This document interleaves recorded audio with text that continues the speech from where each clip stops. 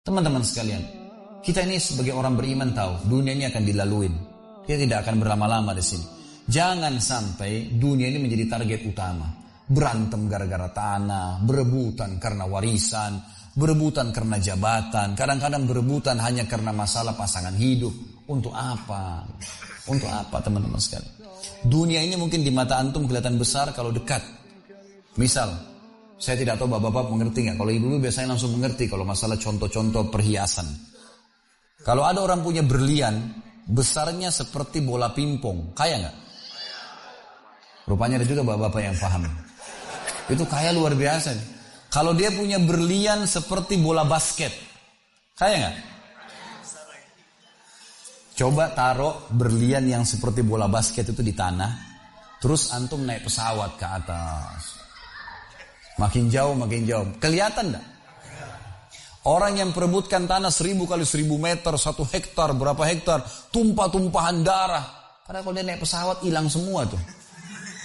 Mobil mewah, bangga-banggaan dengan mereknya. Kalau kita naik pesawat kayak gentong-gentong lagi jalan. Cuma hiasan dunia. Apa yang mau dikejar? Gitu kan? Seorang mukmin tahu dunia hanya fasilitas saja untuk mengejar akhirat. Akhirat yang abadi, teman-teman. Akhirat yang abadi, kejar di sana. Walad darul akhiratu lahiyal hayawan, kata Allah. Darul akhirah, tempat akhirat adalah kehidupan yang abadi.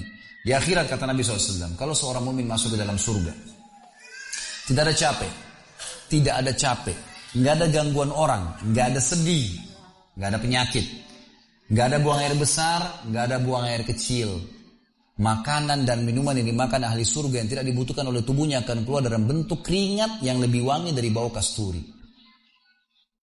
Nggak ada lagi masa tua, nggak ada masa anak-anak. Semuanya berumur 33 tahun. Dan semua laki-laki akan kembali kepada poster ayahnya Adam 60 siku ke langit 27,5 meter.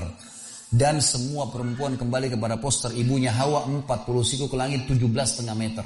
Nggak lebih ya daripada itu, dan nggak pendek nggak tinggi. Jadi teman-teman yang pendek nggak usah khawatir.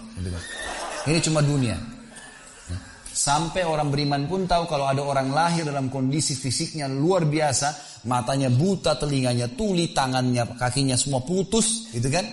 Itu tetap bagi orang beriman punya nilai, karena itu cuma dunia. Begitu dia meninggal, jasadnya akan dimakan oleh tanah, sebagaimana sabda Nabi SAW, semua jasad kalian akan dimakan oleh tanah kecuali tulang ekor kalian yang darinya Allah akan tumbuhkan kalian. Di akhirat ditumbuhkan jasad yang baru. Itu yang akan hidup bersama kita di surga atau di neraka, gitu kan? Jadi ini cuma dunia sebentar. Untuk apa dikejar, teman-teman sekalian? Ingat, Nabi SAW pernah keluar dalam hadis Bukhari dari masjid beliau, kemudian beliau menggambar kotak. Lalu beliau mengatakan, inilah kotak kehidupan manusia. Seperti meja ini misalnya, inilah kotak kehidupan manusia.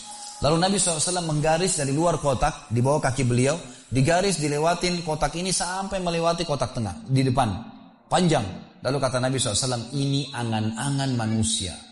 Ini angan-angannya. Angan-angannya melampaui kehidupannya.